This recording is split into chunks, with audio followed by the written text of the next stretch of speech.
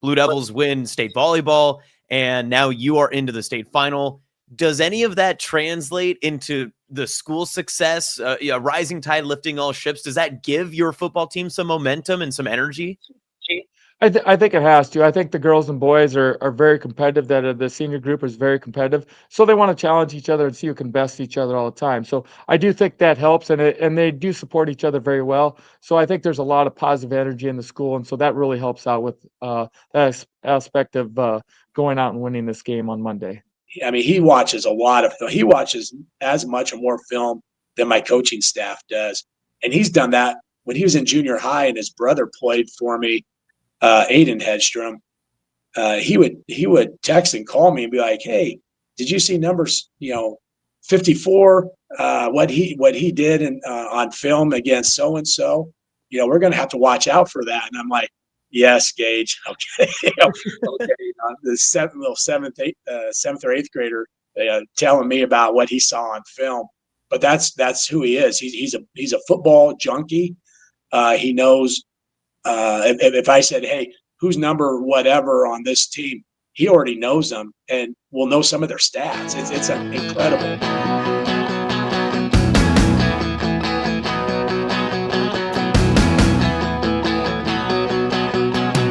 Welcome back to Small Town Ball, production of Hurrdat Sports and NEB Preps. It is time now for our Glass D2 Football Championship preview, as we've got Steve Heimes, the head coach for Wynot, joining us. And Coach, congratulations. You're back into the state title game, second time in 3 years. How does it feel to get back to Lincoln? It's awesome just getting back to Lincoln. You've reached a lot of goals at this point in the season, getting back to Lincoln. So not only the players, but the coaches. And so it's just been a great year as far as football goes here in Wynot. Well, and I'll say it kicked off in the most really historic fashion possible. You knocked off a personal best. Congratulations on over 100 career wins. And then you do it in a 4 overtime game against a team that's going to be playing in one of the state tournament games as well on the same day in Crofton. I mean, did you really think that this season was going to end up the way it did with how historic and just wonky that opening game was? As far as the way it ended, I did not know for sure. I know we needed to work on defense a little bit after that game more. But I knew we were a good team. I knew we were a solid team. So that was a great win. The fact that we kept competing and found a way to win that game gave me a lot more confidence in our team with what they could do and what they could do in the future. So that really helped out a lot as far as that goes. Was there any part of looking back at where that game went that you peeked a little bit at what Crofton was doing to maybe give yourself a litmus test to see where your team stacked up comparative to where they were, especially just after week 1? It's tough not to go back and look at that and compare where you're at and stuff like this. It's just the nature of being a human being and compare that. I really felt that we played offensively, we played very well that game. Defensively, we knew we had to make some changes after that game, and we did between week 2 and week 3. And I really think that helped our defenses going forward after those weeks. Yeah, and I want to ask you a little bit, too, about that early stretch of the year, because the front half of your schedule was much different than the back half before you got into the postseason. When you ride that roller coaster early on in the year and you're going through the overtime game and you lose to Archangels Catholic, how do you evaluate where your team was, especially where you kind of know what the expectation of the teams upcoming on your regular season schedule were after Archangels Catholic? Yeah. The best thing about the lost Archangels was when we got done with that, the boys told me, the players told me, they said, we didn't play our best game that game. And they said, we can play a lot better than that. And so that gave me a lot of confidence in them. It also allowed me to make sure to challenge and put higher expectations on them. And I think that's where we went from there forward and said, all right, we're putting this expectations to the ceiling. And that's what you guys are trying to reach for every time. Don't make a difference what we're doing, where we're at in practice, or what game it is. And I think they started reaching for that and trying to reach that level all the time. And so I think that's why the rest of the season went so much smoother than those first 3 games. You mentioned adjusting your defense there after the first game and really transitioning that second and third. Do you feel like the defense has gotten very comfortable? Because I think your scores and box scores at least look that way, especially from your postseason run. Yeah, I think our defense is so much more comfortable with where they're at now. Just moving a couple players around really made a difference as far as what they're doing, how they're doing it. I think it also made us more athletic on the field. And so I think that's a big thing in 8-man. Making yourself more athletic gives you a better chance to make the tackles. Now, talking about that second half regular season run after the overtime loss at Archangels Catholic, you go then on the playoff run that you're currently on, taking down Mullen, Hitchcock County, and then, of course, Central Valley. What was that first kind of taste of, hey, we're in this now? Was it against Mullen, Hitchcock County, or was you when you're taking on the defending state champion at their home turf? In the playoffs, I think every game's important. Everything's unique. I felt we were the first two games. I felt we had the better team. So I said, guys, let's just go out and do your job, do it. I went to Hitchcock County. That was a tough matchup for us because they were so much bigger than us. And said, all right, guys, we've got to play a physical game and we've got to make this go 4 quarters. Because I felt we were in better shape and better athletes. And so once the game got moving forward, I thought, once we got the lead, I thought, okay, here we go.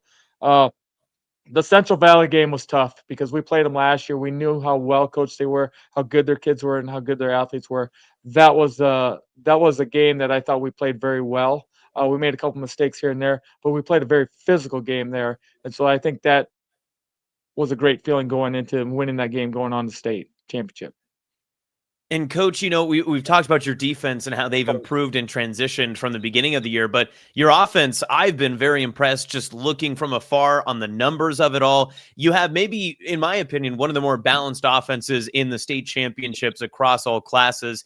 And does it start with your quarterback? Does it start with the running game? How did you kind of determine the preseason who was kind of the lead of the offense? To be very frank, we kind of seen what we had and we said, all right, we have to always take what the defense gives us.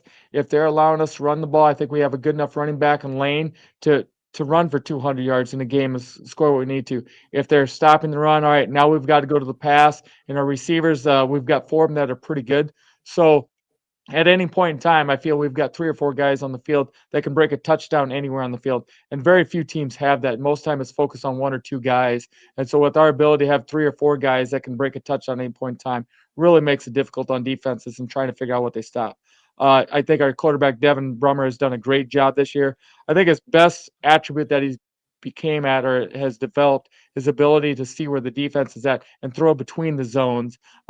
We played so many zone teams, and he's only thrown 3 picks this year. Really developed that last year. He had a hard problem with throwing into the zones and finding those gaps, throwing it. So I think that development has really helped this year as far as Devin goes. Yeah, you mentioned how Devin's gotten better and improved, but man, I don't know what's better, having a quarterback that can find those holes in the zone, but then receivers who can take advantage of that too. And you've got 2 of maybe the best in 8-man, especially as a pair with Kotner and Braylon. How do they work in tandem with Devin to make sure that you're getting those big chunk plays in the passing game?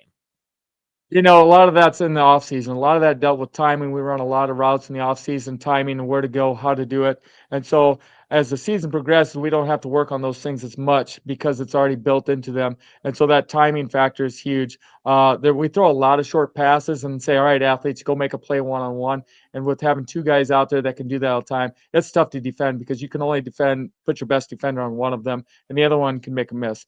The other thing is that the deep ball throw. Devin has gotten so much better at that. And the guys have figured out how to lay out for that and haul that ball in there to make that catch. So our receivers have also developed very well. Your team is so balanced offensively, defensively, and I think they just work in great tandem. Again, watching from afar, but especially in early control in all your playoff games, and even that semifinal at Central Valley, you're up 18-8 at the end of the first quarter.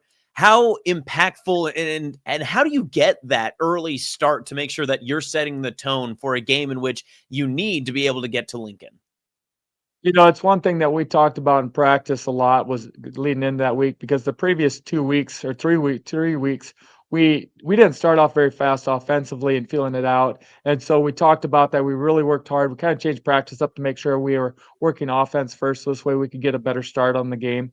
I think that's one thing that we did that really helped out. And so just talking with the guys and knowing what had to happen was a great thing. The other thing is our offensive line, we talked to them, said, we've got to be able to run the ball at the middle of points and times. And so they took ownership of that and they did their job and allowed us to run the ball really well in that first half against Central Valley. And either for you or your play caller, whoever handles that business for Wynot, when you can pick and choose kind of your battles, I'm sure that's frustrating for the opposing defensive coordinator to try to figure out what you guys are scheming next. Do you try to just play to those strengths and, like you mentioned, try to make sure that you're taking care of advantages that you have on offense comparative to the defense? Or is it more of a chess match when you get into these games and seeing what might be working better comparative to what maybe you had prepared for in the week of practice? That varies a little bit from game to game. Most time we have a set up of certain plays that we think are going to work, and so we work pretty hard on running those. You get into games, you try them, and they just don't work. And so you've really got to kind of throw that to the sheet, but you always have those backup plays, those certain plays that you think should work against any team your bread and butter, and then you come back to them. That really happened against Hitchcock County. They did a very good job against us on our first set of plays that we thought would work against them.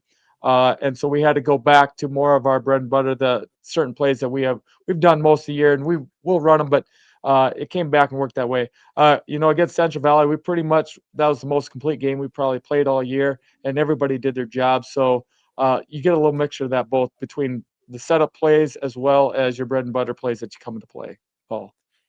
Well, I guess the next part of this question is Gage Hedstrom, and there's two parts to it, right? It's offensively, how well can you keep up with St. Mary's, because he is a one-man wrecking crew with a lot of, different pieces and different weapons that go with that St. Mary's offense. But defensively, how do you contain someone that has been as dynamic as he has been at quarterback?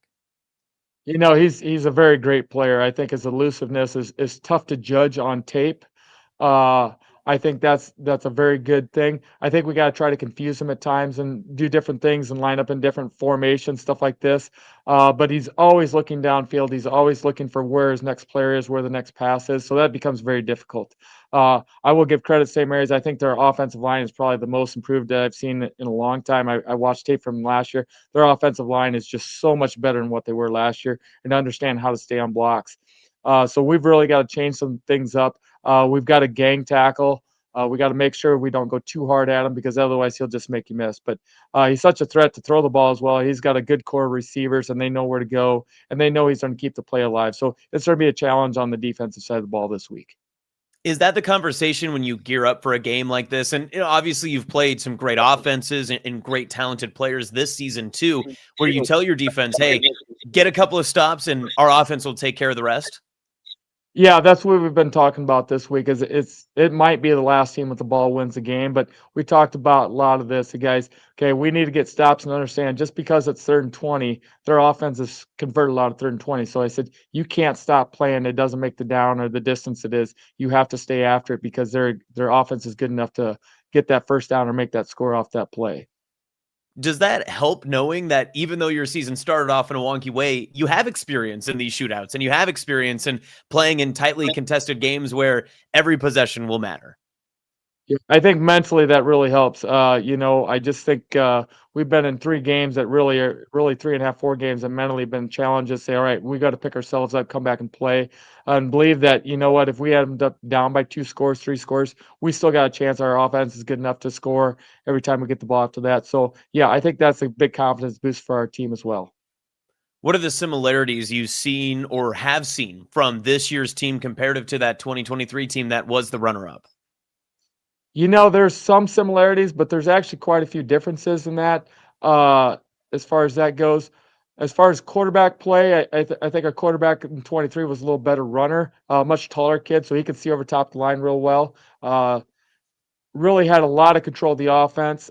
Devin has a certain amount of control, but our game plan coming in there, he's worked with that a lot and stays within the game plan much more. As far as receivers go, we probably got our 3rd and 4th receiver much better this year than what they were that year. We had pretty much 2 dominant receivers. As far as defensive goes, I think we're very similar there. I just think we have more depth this year than what we had that year on both sides of the ball. So that really makes a huge difference on the game, because that depth and that chance those guys get in plays, they can go out and make the plays. Coach, this seems like maybe a year to remember very early on in the fall sports season and even through the athletic calendar for Wynot. Obviously, Blue Devils win state volleyball, and now you are into the state final. Does any of that translate into the school success, a rising tide lifting all ships? Does that give your football team some momentum and some energy? I think it has to. I think the girls and boys are very competitive. That the senior group is very competitive, so they want to challenge each other and see who can best each other all the time. So I do think that helps, and they do support each other very well. So I think there's a lot of positive energy in the school, and so that really helps out with that aspect of going out and winning this game on Monday. And as you said, Coach, I mean, it's a competitive bunch between those two, I'm sure. But when it comes down to getting down to Lincoln, that's quite a drive. And then you get the big stadium atmosphere. How do you just settle the guys in and get them ready for it, especially since this team's been there before, but there are plenty of new faces that will make plays for you? I think the biggest thing is try to keep everything as much the same as possible. Last week we went down to Central Valley, down to Woolback, about the same time frame, same travel stuff. So it's very similar to what we'll be doing this week on Monday. The week before was tough going to Hitchcock County. We've done a few different things, and so they're used to playing at different times, different paces, stuff like this. But I do think it helps that they've seen what it was like 2 years ago. Even those guys that weren't down there, a lot of them were student managers, so they've seen it. They were on the field. They know what it's going to be like, and so that feeling I don't think is going to hurt us as bad as it would possibly if we hadn't been there before. It seems like consistency is going to be key, whether it's offensively, defensively, or just even in your travel preparation. That's correct. I just can't say that enough. Consistently doing the same thing over and over again. Even trying to get practice times the same time all the time, just makes a big difference. If everybody knows where they're going to be at, there's no questions to be asked. They know their job. They can go do it. All right, so I just want to peel this onion a little bit, because before we got on, we were recording a little bit later here in the evening because there was a one-axe practice going on, so you guys had to bump back. What, the one-axe team couldn't change it up for the football team that's playing in a state final? In a small school, you've got to work with the other activities and coaches and stuff like this. And so they happen to have Conference 1 act in Wausau. So 11 of our boys that play football are the main actors in one act. Right now, Wynot is boy heavy in school, so there's not very many girls. So I know a lot of them, or there's a couple of them had to play girl positions in their one act. So some of them had to put on dresses. But they've gotten better at that. And I do think in a small school, you've got to learn how to do everything. I think that in the end, I think it really helps them prepare for life, because you might have to change and adapt and do different things, even though it doesn't work for you. It's not your mainstream idea. Absolutely. Well, Coach, I really appreciate your time. Thanks for spending it with us, and best of luck. Safe travels, of course, and looking to see what that consistency looks like as you take on St. Mary's in the state title. Yes. Thank you for you guys' coverage. All right, that was head coach for Wynot, Steve Heimes, joining us today on Small Town Ball. We'll have your other half of your Class D2 preview coming up here next.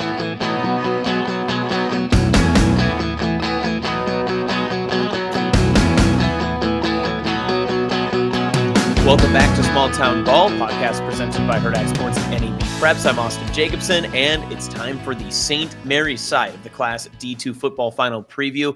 Coach, congratulations first and foremost for making the title game. You have a big matchup coming up against Wynot, but also congratulations on what has been a historic season for your Cardinals. I mean, since 2002, it's been a while since your St. Mary's team has been able to even get into Lincoln. Yeah, thank you. It's been a fun year, and you kind of forget 23 years ago how it felt, but as this week has gone on, we've been preparing and stuff. It kind of brings back some of those memories. So it's been a fun week. How does it feel knowing, too, just how this team has grown? Because you look over the past couple of season records, and you were a playoff team, then you missed, then you're back in, and you lose to the eventual state champion last year. And then you grow into what became maybe the most dominant team this season Class D2 had. When did you start to notice that growth really kind of accentuate here, especially this season? Well, when our juniors and seniors were freshmen and sophomores, that year we had a bunch of injuries, and we had to play a lot of those guys. And they took some lickings. I mean, and I just kept telling them, I'm like, I know you guys are kind of getting throttled a little bit, but you're playing hard. You're making teams earn stuff. It's just, I get it. We're younger, we're smaller, but this is going to pay off down the road. You just have to be patient, keep doing what we're telling you to do, and keep competing. And now that they're juniors and seniors, now you see the fruits of all them bruises and bumps and tough roads that we had to navigate. Yeah, and I know you talk about those bruises and bumps, and one of those was a loss to Central Valley in the second round last year. You lose to a team that goes on to win the title. And is there anything that came from that game that maybe it's not revenge and motivation, but is it something, hey, that's what a state champion looks like? That's what we kind of need to emulate to get to that moment? What I used from that game as the season or the tournament went on and they won the tournament and the scores of their games, I said to the boys, I said, now look, I said, think about it. I said, we have basically everybody coming back. And we played them the toughest anyone did at the beginning of the game. I said, we were moving on them. They were having a tough time stopping us from scoring. The problem was, like everybody else, we couldn't stop them from scoring. And then it just got to a point where they did get a stop or two, and the lead kept growing and growing and growing. But I told the kids, I said, for the first quarter and a half, I said, we played them better than anyone else, and we have everybody pretty much coming back. So if we work hard in the off season, and we stay healthy, this team can do something next year. And I think the kids really bought into that. These kids, they're very sports savvy. I mean, they're last year's basketball state champions, and a lot of them guys played for, on the football team. So they've been on the big stage. They know what it takes. And they, they were seeing the same things I was seeing, that, yeah, we are good enough that we can do something special next year. And here they are. They've more than exceeded my expectations.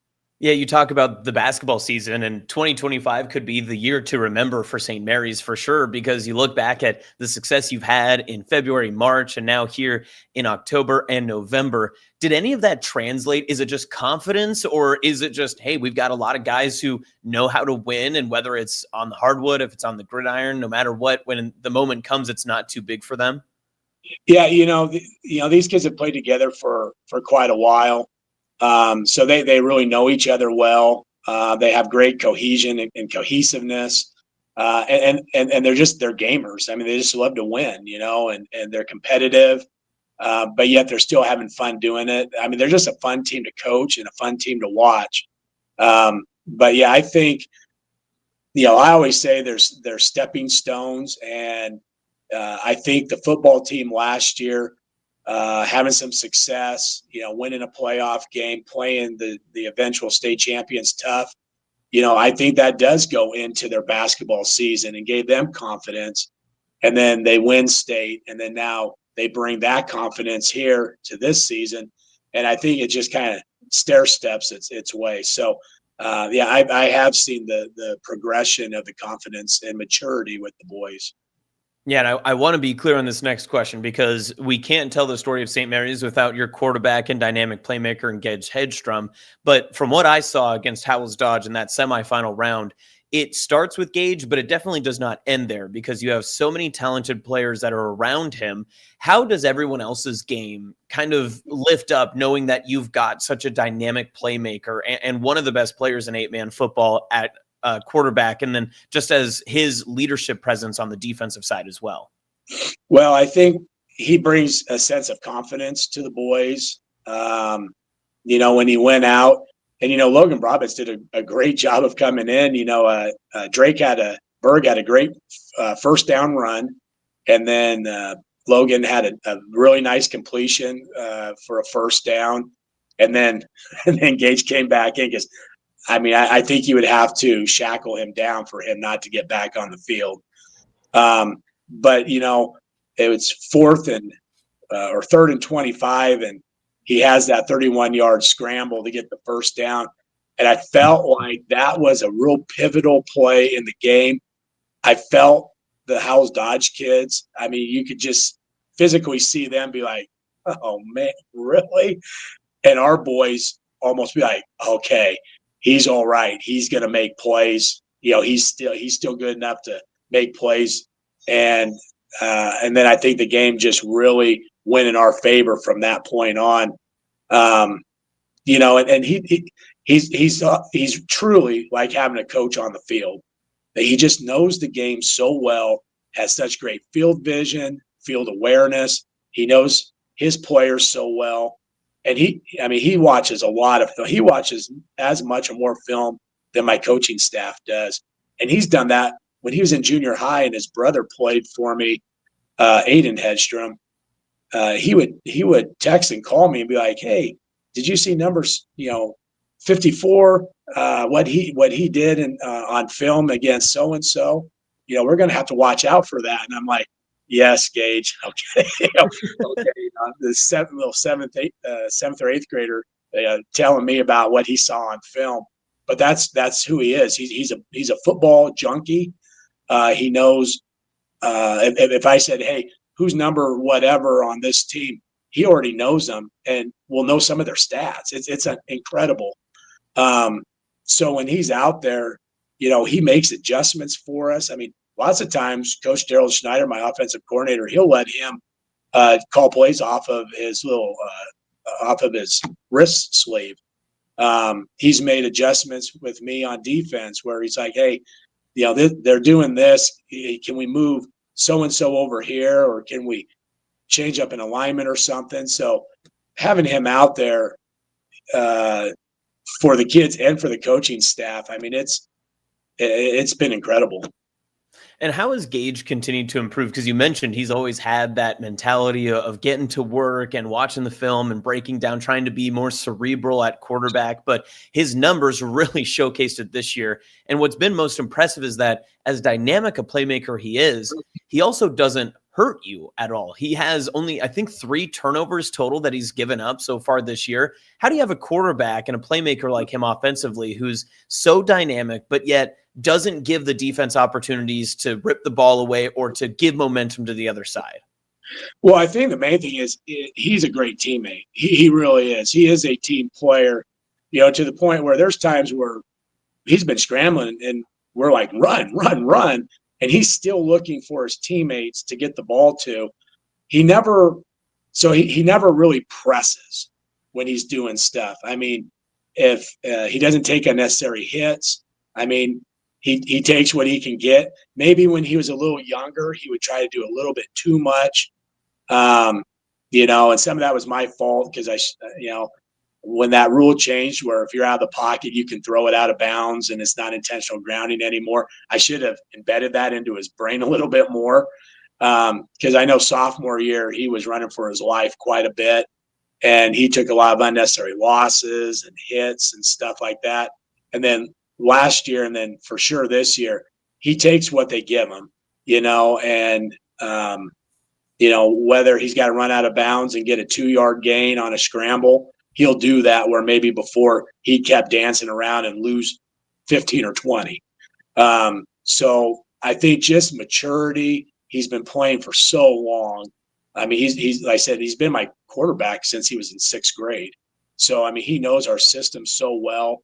And because of the preparation that he does, knowing the other team, he really can maneuver our guys around to get them where he needs them to be to make plays against the other defense. So, I've told people before, I said, I've never had a player like Gage, and I'll never have one after. I mean, he is a special player on so many different levels. We could definitely spend the next 25 minutes talking about Gage Hedstrom, and I know there's plenty more stories there, but with your team in general, just looking at the scores and looking how your team has improved and impressed, that week 1 win against Twin Loop, and then since then, it looks like an anatomical difference, and it's one of those statistical anomalies because you win by 5, 18-13, and the rest of the games, you're scoring 40, 50, 60 points. What did you learn from that season opener that then helped you get to where you are right now? Well, obviously first game, a team always has the whole summer to get ready for you.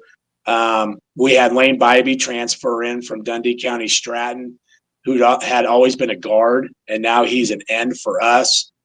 Carter Cole stepped in as the starter for us at center.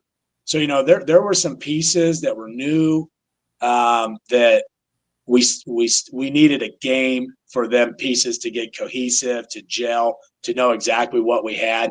And, in that game, we had a couple scores that were called back on penalties. We had a misfire. It started drizzling and raining, and late in the game, we had lane open, and Gage just kind of, missed them. So we left for sure two, possibly three scores on the field, and then they scored two scores late where we had guys in position. We just didn't make the plays. And I think that was a good game. It's always nice to play a good team first. And Twin Loop they're a talented team. But it showed, hey, when you're playing good teams, you have to capitalize on when opportunities arise to put points on the board. You have to capitalize. And when you have a chance to make a play to keep them from scoring or getting a first down to keep a drive going, you have to make those plays. And since that game, I feel for the most part, the boys are always making the play that needs to be made. And then since that moment, you've definitely made more plays than you've needed to, because you've been having wide scoring margins, including that semifinal win over Howells Dodge, and in all of your playoff games. You match up with Wynot, who took down Central Valley in their semifinal on the road, and they're an extremely balanced attack. It's such a fun dynamic looking at this from the outsider perspective, because it's really Gage Hedstrom and all of his weapons versus every single offensive counterpart that Wynot has. How do you get ready for a team that can really do it all, right? They can run it, they can pass it, and they're dynamic on both sides. Well, the first thing is, and I've said this all year long for every game that I've had an interview for, is it comes down to line play, first of all. And our line on both sides of the ball have been very good. And it's going to take another great effort from them. Because when you have a team that can run and pass the way Wynot can, if you can stop their run game and make them more one-dimensional, I know they're a really good passing team. But if it's more, we know you have to throw, or we know you're in a position, second and long, third and long, that you have to throw, makes it a little easier on the defense. You can cut the D linemen loose a little bit more. But you have to be disciplined, and that's the other part of it. We said, hey, you have to do your job. You have to know where their playmakers are. You need to understand down and distance, situation in the game. And when a play presents itself, you have to make it. And yeah, you watch film, and I'm watching it as a defensive coordinator. I'm like, yikes, they look a lot like we do. So it's going to be a tough game, coaching wise, for both teams, because both teams have such great athletes and they're experienced too. They've got 8 seniors that they play quite a bit, and 3 juniors and a sophomore. So they're pretty experienced too. So, you're going to have a lot of good athletes out there and experienced athletes. It's going to be a fun game to watch and a stressful game to coach. And especially if you're a defensive coordinator. And that leads into what I want to ask you next. Have you talked about with your coaching staff or your team about, is there a version of this game that it's not a shootout where everyone is scoring points and whoever just gets key stops wins? Or do you feel like each side, maybe your defense, their defense, whatever, can have some confidence in knowing, hey, we know that we may be able to slow down what they do and we can be successful on defense in this game? Well, it's hard to say when you're coaching teenagers what's going to happen, especially, on the big stage in Memorial Stadium for the championship. But, I could see a version of the game where one of the defenses steps up, makes a critical tackle or causes a critical turnover. Offensively, we want to stay clean. Because it could be whoever has the ball last in an offensive shootout. My defense has played pretty well, especially as the game goes along. And I've watched their defense, and it's very aggressive. They're very fast. They flow to the ball aggressively. So it might be a matter of which team makes less mistakes. So. Yeah, it's going to be a fun game, and I'm really curious on how everything's going to pan out. Coach, it's a long trip for both sides, but it's one of those, like you talk about, your team's kind of been in a stage like this. They've played at PBA. They won a state title earlier this year, but Memorial Stadium in football is a little bit different. How do you get those guys settled in and ready for that big stage, and especially when those lights are going to be a little bit brighter than they've ever been before? Well, I think just this whole week of preparation, you keep it the way you've been doing it. You keep it. It's a business trip.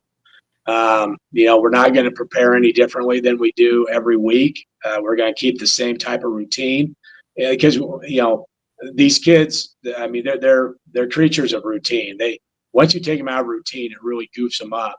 So we're going to keep this week pretty routine. And I know there's stuff on the weekends that their pregame will be on a Saturday instead of a Thursday, and we're going to practice and then leave Sunday, and then Monday get up. But I'm going to try and find somewhere to do a walkthrough with them, just like we would if we didn't have school that day. If we don't have school, I get them up have them up at the field at 8 a.m, and we do a 45-minute walkthrough, and then I'm like, now go home, watch film, do homework. Don't be going back to bed or doing anything like that.